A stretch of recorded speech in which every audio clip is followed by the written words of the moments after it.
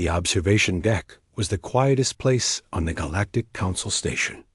Ambassador Park Min stood there, looking at the swirl of stars. He had been doing this for 20 years. He found the quiet helpful. It let him think. He needed to think today. A message had just come from Earth. A short, secure message. It was not good news. For 50 years, Earth had been a member of the Council. Humans were the newest members. The other species were much older. They were much stronger. They saw humans as interesting, like a clever pet. Humans made good tools. They were creative, but they were weak. They were slow. They were soft. This was what the big powers thought. The Clacks were an insectoid species. They were strong and built many ships. The Velinara were an aquatic species. They were masters of energy and gravity. The shard mines were crystalline. They were the smartest, they thought. They saw everything as a math problem. And they saw humans as a very simple problem. Park Min was a good ambassador. He was calm. He was patient. He always wore a polite smile. For 50 years, human ambassadors had smiled. They had listened. They had nodded. When the Clacks said a star system belonged to them because of ancient history, humans nodded. They left the worlds they had started to build. When the Velinara took mining rights from human companies, humans nodded. They found another place to work. When the shard mines used human research without giving credit, humans nodded. They were just happy to help. Patience. That is what Earth called it. The patience protocol. Do not fight. Watch. Learn. Wait. But waiting is hard when your people are suffering. On the bridge of the human survey ship Guangzhou, Captain Kim Jae felt the weight of that patience. On her screen was the massive shape of a Claxian heavy cruiser. It was 10 times the size of her ship. Its hull was dark and covered in sharp edges. It looked like a weapon. Her ship, the Guangzhou, looked like a simple tool. It was meant for looking at rocks and stars, not for fighting. A voice came over the communicator. It was a Claxian voice. A translator box changed it into simple galactic standard words. Human vessel, Guangzhou. You are in violation. This system is a Claxian nesting ground.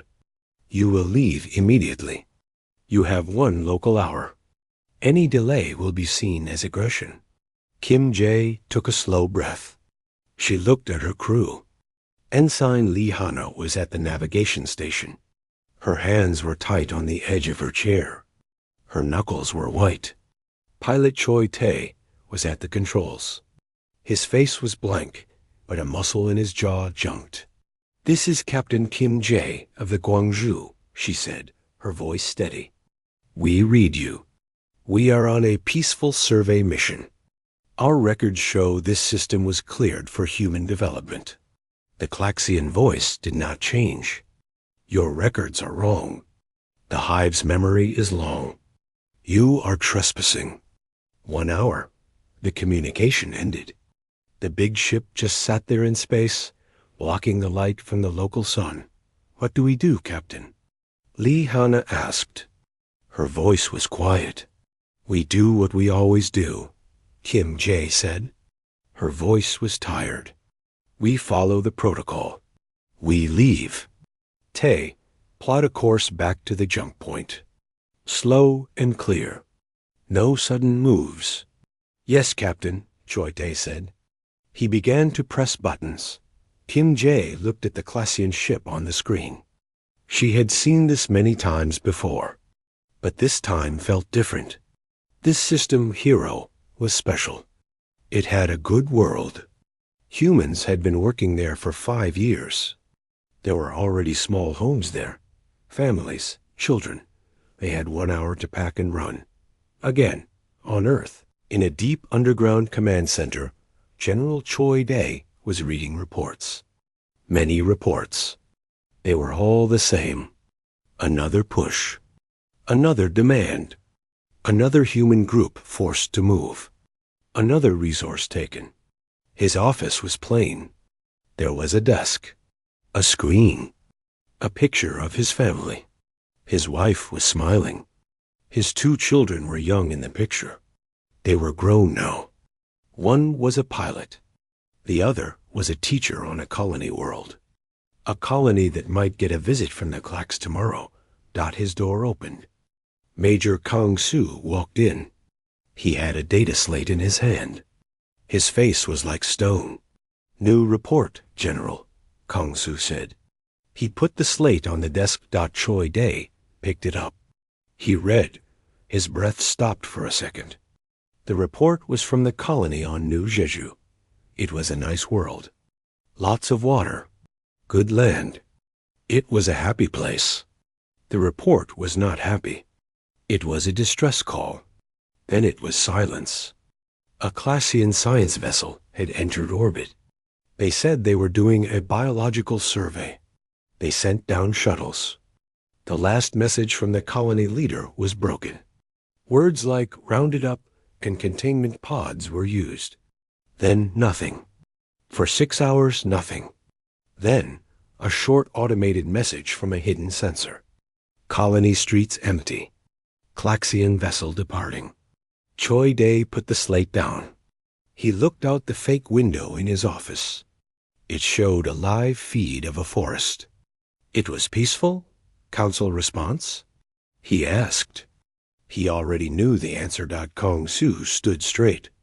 The Claxian ambassador called it a routine collection. The Velanara delegate said humans are biologically fascinating and should be pleased to contribute to science. The shard mind analysis says the loss is statistically minor. The council as a whole recommends. Measured dialogue. Measured dialogue, Choi Day repeated. The words tasted like ashdot. For 50 years. Measured dialogue. For 50 years, patience.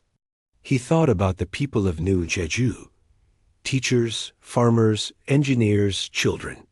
Taken for study. Like bugs in a jar. He turned to his computer. He typed in a long code. A box appeared on the screen. It said, Patience Protocol. Status. It glowed green. Active. His finger hovered over the keyboard. He thought about the first day he took this job.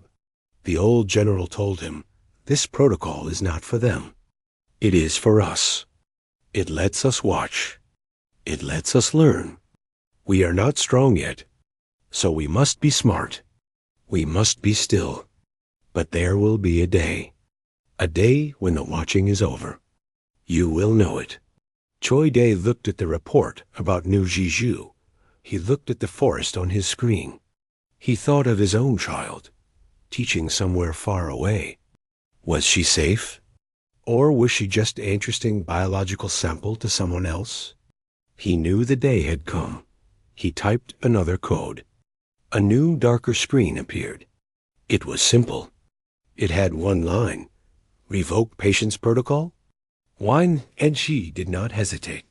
He pressed Y. The screen asked for final authorization. He typed the word CINCINNATUS. The screen went blank for a second. Then words flashed in simple. Plain text. Protocol revoked. Standing orders are now active. Operation Might. Cracked is initiated. May God have mercy on our enemies, for we will not. In his office on the council station. Ambassador Park Min felt a vibration in his pocket. It was a small device. An old device. Not linked to the station network. It only did one thing. It received one kind of message. It vibrated once. He took it out. A tiny light on it was green. Then it went dark forever. Its job was done. He knew what it meant. The message from Earth was here. The long, long wait was over. The patience of humanity had finally run out. He put the device away. He turned from the stars and walked back to his rooms. He had to send one last, polite message to the council. He had to make plans to go home. The real work was about to begin. And for the first time in 50 years, Park Min did not feel like smiling. He felt like something else. Something the galaxy had never seen on a human face before. It was the quiet calm of a storm that has finally decided to hit the shore. The message from Earth was a stone dropped into still water. The ripples moved silently, unseen from the surface. On the council station, nothing seemed different. Ambassador Park Min attended the daily meetings. He spoke with his soft voice. He nodded. He made notes. But he was no longer listening to the debates about trade routes or energy quotas. He was counting the hours. He was watching the faces of the Klaxian ambassador, the Velinara delegate. He was remembering their words about New Jeju. He stored those memories away in a new, cold part of his mind. They were not arguments to be countered. They were facts to be answered. On Earth, General Choi Dae left his quiet office. He walked down a long, plain corridor. It led to a door that was not on any building plan. He placed his hand on the wall. A section slid open without a sound. Beyond was a room that was not quiet. It was full of low voices and the glow of many screens. This was the heart of Operation Light Cracked. For 50 years, it had been a listening room, a study group. Today, it became a war room. People looked up as he entered. They were not all soldiers. Many were scientists. Some were engineers. Some were historians. Major Kang Su stood next to a large central screen. He looked at the general and gave a single sharp nod. The room went quiet. "The protocol is revoked," Choi Dae said. His voice filled the space. It was not loud, but it was hard. "They took New Jeju. They will take more. They think we are a plant that can be harvested forever. We will show them we are not a plant. We are a seed that has been growing in the dark. And now it is time to break the rock that sits on top of us." He pointed to the screen. A star map appeared. It showed the hero system. A small dot blinked there. "The survey ship Guangzhou. The first answer will be there," the general said. "The Klaxian ship that ordered our people away is still there. It is watching the colony ships leave. It is feeling proud. We will give it a new feeling." On the Guangzhou, Captain Kim Jae received new orders. They did not come through the normal channel. They came on a secure line, coded with a series of numbers she had memorized long ago and never used. She read them on a private screen in her small cabin. The words were simple. "Do not proceed to jump point. Hold position. Await package. Then execute Plan Rust Bloom." She read it 3 times. Plan Rust Bloom. She knew it. Every captain knew a few of the contingency plans. They were theoretical exercises, most thought. Stories to talk about over a drink. A way to blow off steam. She never believed she would see one activated dot. She walked back to the bridge. Ensign Lee Hana and Pilot Choi Tae looked at her. They saw the change in her face immediately. The tired patience was gone. Her eyes were focused and sharp. "Change of course," Kim Jae said. "Full stop. Turn us around. Bring us to a resting position behind the third moon's gravity shadow." Quietly. Choi Tae's eyebrows went up, but he did not ask. He moved his hands over his controls. The ship's engines hummed softly. The Guangzhou slowed and turned. It moved behind the small, rocky moon. The big Klaxian ship was still visible on the edge of their screen, a dark shape against the stars. "What are we doing, Captain?" Lee Hana asked quietly. "We are waiting," Kim Jae said. "And then we are going to show that bug that this is our house." An hour passed. Then, on the sensor screen, a new blip appeared. It was small and fast. It had no identity signal. It moved like a piece of space junk tumbling. It came close to the moon. A communication light flashed on Kim Jae's panel. A single word, package delivered. In the cargo bay, a small rugged container was magnetically clamped to the hull. Kim Jae and Lee Hanna opened it. Inside were not weapons, not missiles or guns. There were 12 small drones. They looked like metal bricks with tiny engines. There were also 2 large tanks of gray liquid metal. And there was a data chip. Kim Jae put the chip into a reader. Instructions came up. Simple diagrams. The drones were to be filled with the liquid metal. The liquid was a nanofluid, a smart chemical. Its target was not ship armor. It was the specific organic metallic alloy the Klaxians used to build their ships. The alloy was alive in a way, grown, not welded.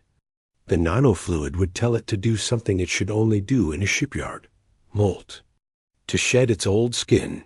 For 50 years, human scientists had studied every piece of Klaxian wreckage, every discarded scrap.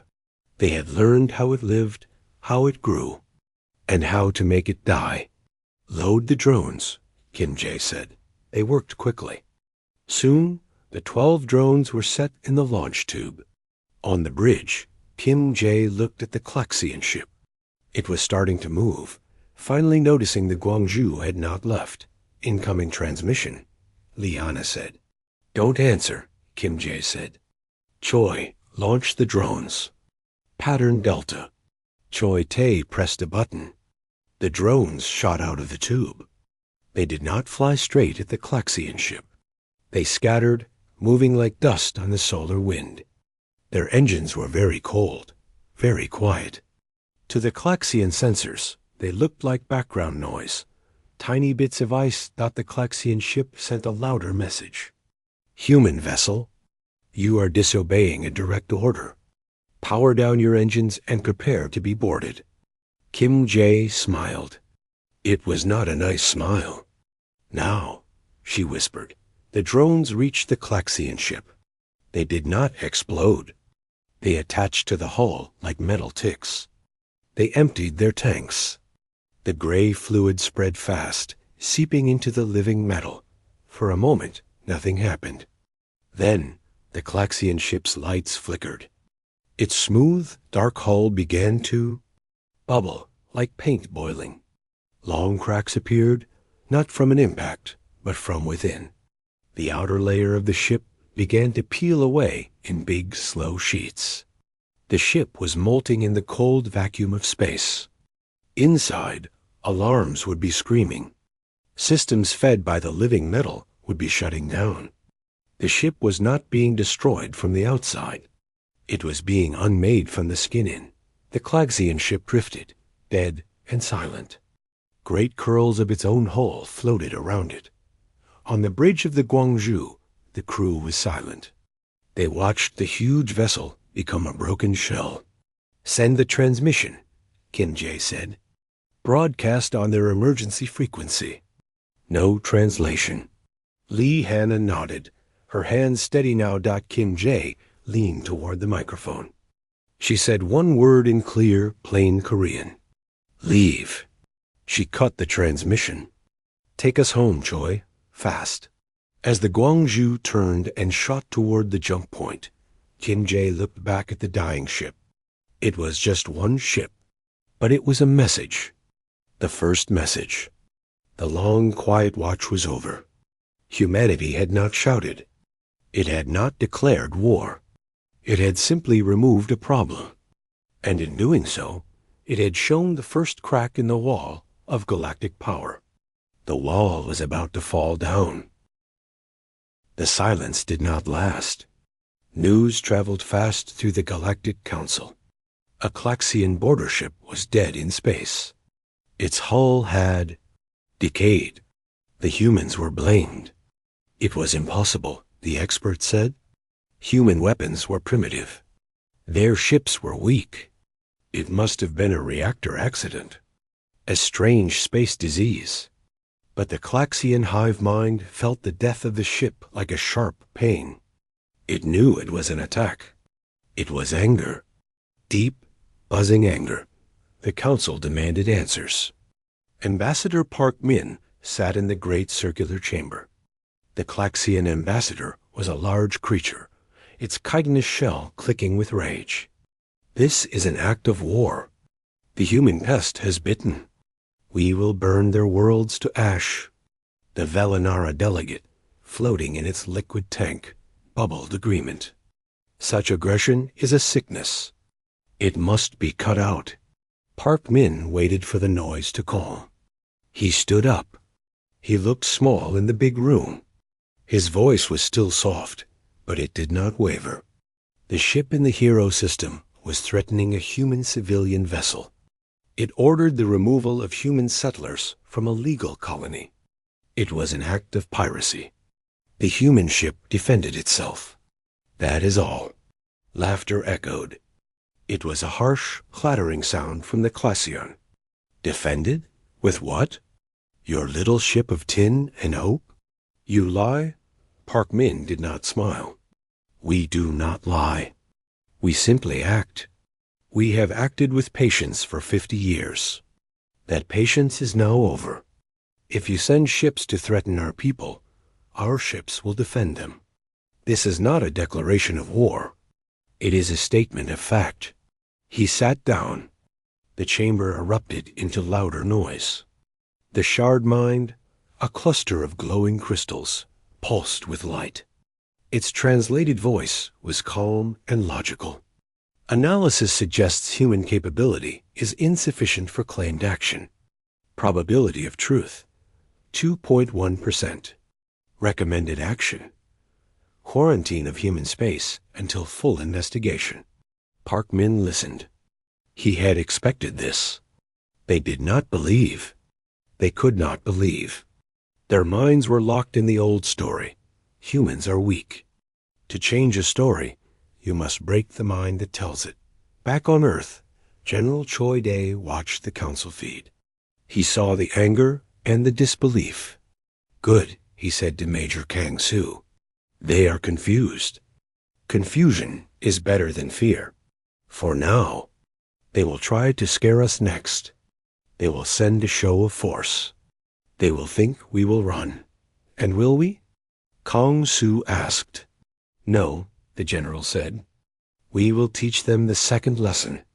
Lesson 1 was, we can hurt you. Lesson 2 is, you cannot find us. The Klaxian response was quick. A full battle group, 5 heavy cruisers, jumped into the Sol system. They came to orbit Mars. They broadcast a message to all of Earth. It was a simple demand. Surrender the crew of the Guangzhou. Surrender all military leaders. Disarm all ships. Or face orbital bombardment. The people of Earth watched the screens.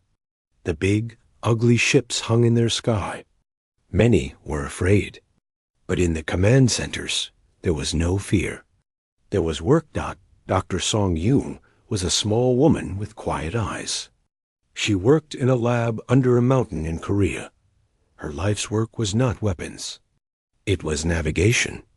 Specifically, she studied the jump beacons.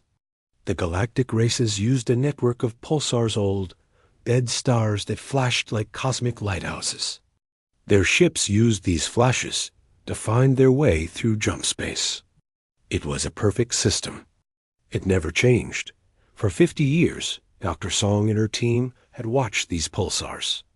They had mapped every tiny hiccup, every slight variation in their rhythm. They had built small, stealthy satellites. They placed these satellites near the pulsars. They did nothing for years. They just listened. Now, they had a new job. When the Klaxian battle group arrived at Mars, they were proud. They were visible. They wanted to be seen. What they did not see were the tiny signals from Dr. Song's satellites. The satellites began to broadcast. They did not broadcast noise. They broadcast perfect, clean pulsar signals, with a very slight delay. A tiny, tiny error in timing. On the lead Klaxian cruiser, the navigation officer saw a warning light. The pulsar lock was fuzzy. The ship's computer thought it was a local problem, maybe space dust. The officer told it to recalibrate, using the satellite's false signal. The computer did. It accepted the new wrong rhythm as truth. General Choi Dae gave the order. Begin Phase 2, Ghost Dance. All across human space, small ships powered up. They were not warships. They were old freighters, repair pods, even weather satellites. They were fitted with new, powerful projector arrays. They flew out, not toward the Klaxian ships, but away from them. Then they turned on their projectors. On the Klaxian sensors, a terrifying sight appeared. Hundreds of human signatures suddenly blinked into existence. It looked like a massive human fleet was jumping in from all directions. The signatures were strong. They looked like heavy cruisers, carriers, missile boats. The Klaxian commander felt a shock. Where did these come from? How did they hide this fleet? Turn weapons. Target the largest signatures. The Klaxian commander ordered. Their powerful guns fired. Energy beams cut through space. They hit the phantom signals and passed right through. There was no explosion. No damage. The ships kept moving.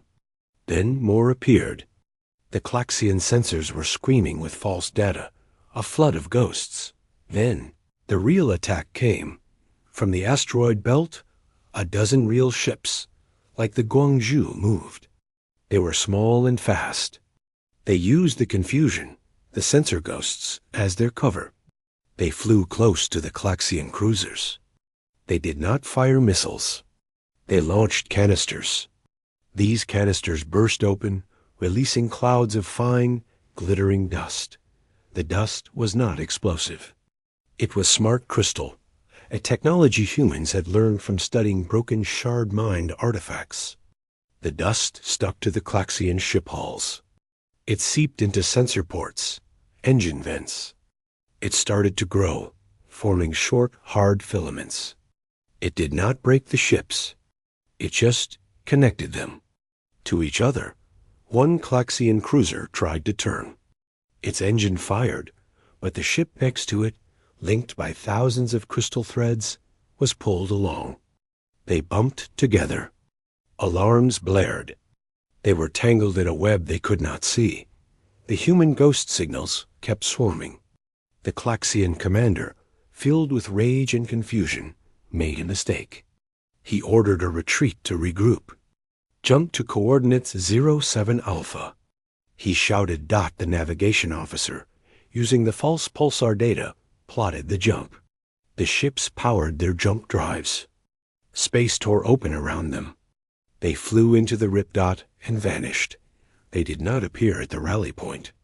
The false beacon had tricked their computers. They jumped blind.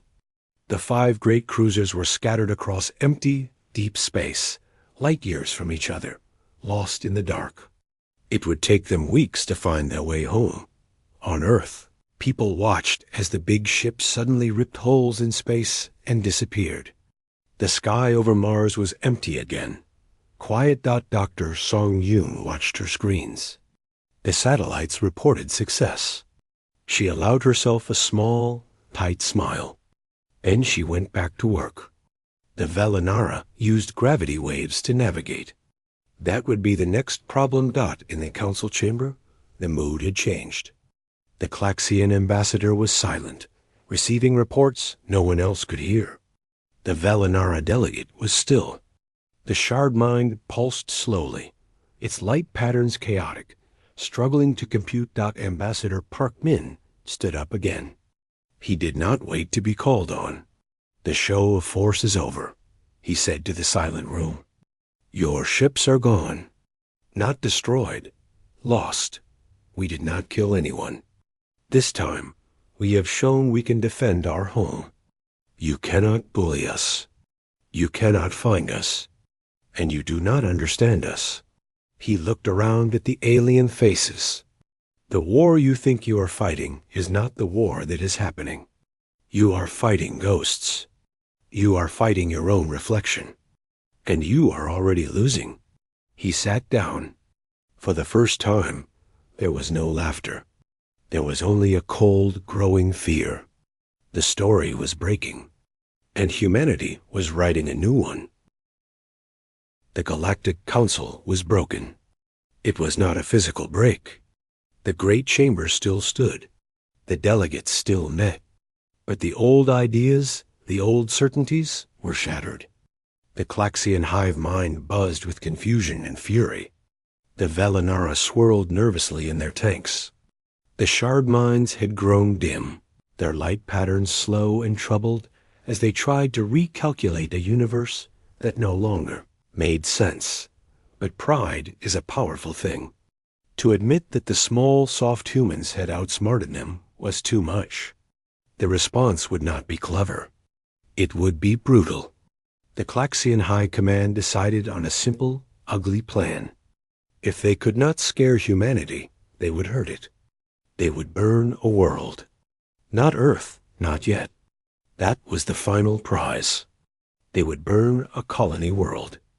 A human-filled planet. They would show everyone what happens to those who defy the hive.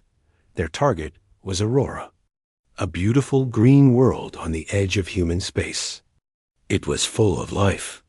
Families, farms, small cities. It had no weapons. It was a place of peace. A fleet of 10 Klaxian dreadnoughts jumped toward Aurora. Their orders were clear. Enter orbit. Scorch the major population centers from space. Leave nothing but ash and a message. This is the price of defiance. On Earth, General Choi Day saw the fleet movement on the Deep Space Tracking Network. His face went hard. They have chosen cruelty, he said to Major Kang Su. They think this will break our spirit. They are wrong. It will break them. He opened a secure line. Dr. Song, is the package ready? In her lab, Dr. Song Yoon looked at the data stream from the Klaxian fleet. Her hands were steady. Yes, General. The carrier wave is prepared. The narrative construct is loaded. We are ready to broadcast on the hive's primary psychic frequency. Then do it, the general said. Let them see what they are about to do. As the Klaxian fleet dropped out of jump space near Aurora, they began their attack sequence. The giant planet killer guns powered up. The commanders linked their minds to the hive gestalt, sharing the moment of conquest, of punishment. Then, their communication channels were flooded. Not with noise. Not with a human message. It was data. It was a story dot. It was not made of human words. It was built from Klaxian concept patterns, painstakingly decoded over 50 years by linguists like Professor Kim Ji-hoon. It was a perfect translation. The story began with images not visual, but mental impressions of New Jeju, not the empty streets from a sensor log. It was the experience. It was the feeling of a young human mother, Lee Yuna, holding her child as the shadow of the Klaxian shuttle passed over their home. It was the smell of the bakery on the corner where Old Man Park baked bread every morning. It was the sound of children laughing in a schoolyard. It was the cold fear as uniformed Klaxians moved down the street, their tools clicking, their minds empty of any thought about the lives they were taking. The story poured into the hive mind. The Klaxian commanders on the ships felt it first. They were warriors. They thought of humans as biomass. Interesting, clever biomass, but not people. Not beings with deep loves, with memories, with hopes for tomorrow. Now, they felt Lee Yuna's love for her child. They felt Old Man Park's pride in his bread. They felt the children's joy. It was not an argument. It was an invasion of truth. The story continued. It showed the capture. Not from the outside, from the inside. The confusion, the terror of the child, the mother's desperate, useless bravery, the feeling of being sealed in a dark pod, not knowing why, the crushing loneliness. For the Klaxian hive, individuality was a minor thing. The group was everything. To feel such sharp personal loneliness, such personal fear. It was like a poison. One of the dreadnought commanders, a veteran of many wars, suddenly saw his own larva children in his mind. He saw them being taken by faceless giants. He felt a terror he had never known. The connection to the hive, which usually gave him strength, now amplified this horrible feeling. It spread. Across the fleet, attack sequences faltered. The guns did not fire. On the bridge of the lead ship, the commander clutched his head. The psychic shout of confusion and pain from his own fleet was deafening inside the hive mind. The story was a virus, and it was replicating through their shared consciousness. What is this? The hive mind itself seemed to scream. A new voice answered. It was calm. It was human, translated. It was Ambassador Park Min. That is what you took. Those are the people of New Jeju. You called it a harvest. We call it a crime. You are about to do it again to Aurora. Look, see them. And the story shifted. It showed Aurora. It showed a farmer, Choi Min-soo, waking before dawn to tend his crops. It showed his wife, Yun-jun, painting the morning sky. It showed their daughter dreaming of being a pilot. The same feelings of love, of home, of future, poured into the Klaxian minds. The mental conflict was too much. The hive gestalt, which had always been their strength, became their weakness. The shared horror, the shared guilt, fractured their unity. The command to fire did not come. Instead, a wave of revulsion washed through the fleet. A deep, instinctive understanding. We are not warriors punishing pests. We are monsters killing people. On the surface of Aurora, people watched the sky. They saw the giant enemy ships appear. They prayed. They held each other. Then they saw the ships just stop. They hung in orbit, silent. After 10 long minutes, the Klaxian fleet turned as one. They powered their engines. They jumped away, not toward another target, but back toward their own space.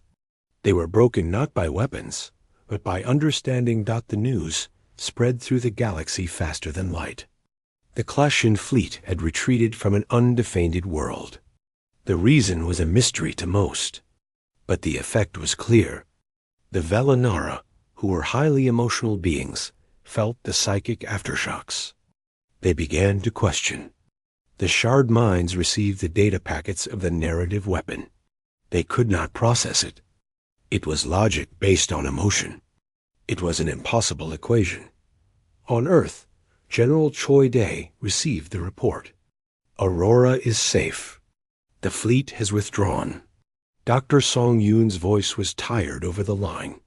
It worked, General. They felt it. It was a mercy, the general said quietly. We showed them the truth instead of killing them.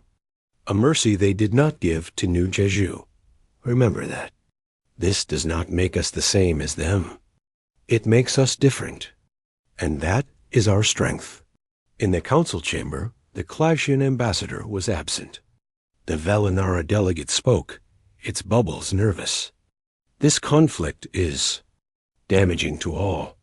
Perhaps a ceasefire. Ambassador Park Min stood. He did not look at the other delegates. He looked at the stars through the viewport. A ceasefire is not enough. The war is already over. You just do not know it yet. You tried to break us with force. You failed. You tried to break us with fear.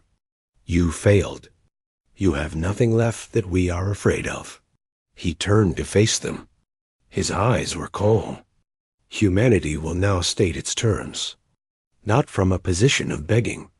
From a position of power we have always had, and you are too blind to see. The waiting is over. The talking is about to begin. The 6th day was quiet. There was no great battle. No fleets clashed. The silence across known space was heavier than any explosion. On the Galactic Council Station, the main viewing hall was empty except for one person. Ambassador Park Min stood looking at the stars. He was alone, but he did not feel alone. He felt the weight of 50 years of patience and the fierce, quiet hope of billions of people behind him. The great powers were not defeated in the traditional way. Their ships were not all destroyed. Their worlds were not burning. But something more important was broken. Their idea of how the universe worked. The Klaxian hive was silent, its collective mind nursing a psychic wound from understanding the pain it had caused. The Velanara were recalling their exploration fleets, suddenly worried about what shadows might hide in the deep oceans of their own worlds. The shard minds had withdrawn into silent computation, their perfect logic models in pieces. A message arrived for Park Min. It was a request. A plea, really. The remaining members of the council leadership wished to meet. Not in the grand chamber. In a small private room. They did not want speeches. They wanted to talk. Park Min agreed. He walked slowly through the quiet corridors. He thought of Captain Kim Jae and the Guangzhou, of General Choi Dae in his underground room, of Dr. Song Yoon in her lab. He was just the one to speak the words. They had built them. The room was plain. A table, chairs. The Velanara delegate floated in a smaller, portable tank. A representative of the Shard Mind Collective glowed on a platform. The Klaxian ambassador was absent. In its place was a lower-level diplomat, its shell dull, its posture bent. It would not look at Park Min. The Velanara spoke first, its bubbles forming soft, rapid patterns. The violence must end. This chaos helps no one. There was violence before we fired a shot, Park Min said calmly. The violence of stolen homes, stolen worlds, stolen people.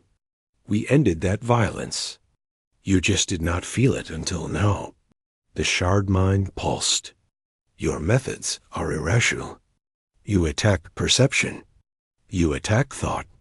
This is not warfare. It is corruption. It is truth, Park Min corrected. You built a false story about us. We simply showed you the true one. The story where we are people, not things. You have no defense against truth. The Klaxian diplomat made a clicking sound. It was a sound of defeat. The hive is wounded. The new Jeju narrative. It causes dissonance. We cannot restore harmony. What do you want? Park Min placed a small data chip on the table. It was simple, human-made plastic. We want what we have always wanted. And now you will give it. Not because you are kind. Because we are strong. He listed the terms. They were clear. They were simple. All human colonies were to be recognized as sovereign human space. Any previous claims by other species were void. The people taken from New Jeju were to be returned immediately and unharmed. Every species that had taken from humanity would provide reparations, not in money, but in knowledge. Full access to their scientific archives. A seat for humanity on the Council's Central Command with equal voting power. And a new, binding law. No species shall ever take another thinking being as property. The aliens listened. The terms were not cruel. They were fair. That was what shocked them most. After winning so completely, humanity was not demanding their worlds, their surrender, their extinction.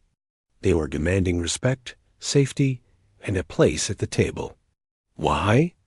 The Velanara delegate finally bubbled. You could demand more. You have the power now. Park Min smiled. It was a small, tired smile. We do not want your stuff. We never did. We wanted you to stop taking ours. We wanted you to see us. This, he pointed to the data chip, makes you see us. The war is over. We proved what we needed to prove. Our might was never in being the biggest bully. Our might was in waiting, learning, and choosing to be better when we had the chance to be worse. He stood up. The terms are not negotiable. You will agree, or we will show you the next lesson, and you will not like it." He left the room. He did not wait for an answer. He knew they would agree. They had no other choice. The story had changed, and they were now characters in humanity's story, not the other way around. On Earth, it was night. General Choi Dae stood on a balcony, looking at the real sky. The stars were clear.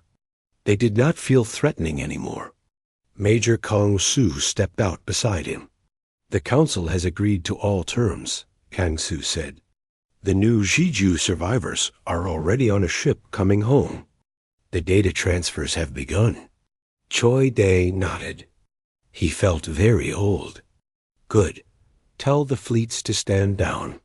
Begin the recall. The war lasted 6 days. Let's make the peace last forever." On the bridge of the Gwangju, Captain Kim Jae received the order. The ship was to return to Earth. They were heroes, the message said. She did not feel like a hero. She felt like a person who had done a hard, necessary job. Ensign Lee Hana now, Lieutenant Lee Hana smiled at her from the pilot seat, where Choi Tae was flying. "We did it, Captain," Hana said. "We did," Kim Jae agreed. "We went out to be patient, and we came back having taught the galaxy a lesson." She looked at the stars on the view screen. "They will never look at us with pity again. They will look at us with respect, and maybe a little fear. That is okay. Fear is better than contempt." A week later, Ambassador Park Min returned to Earth. There was no big parade. He went to the small town where he grew up.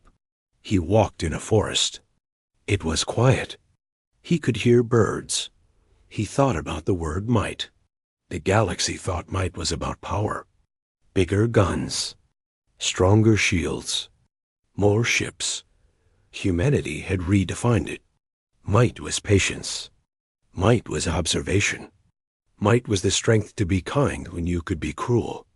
Might was the courage to show your enemy the truth about yourself, and the truth about them. The war had not cracked humanity. It had cracked the galaxy's old, cruel way of thinking. And through that crack, a new light was shining.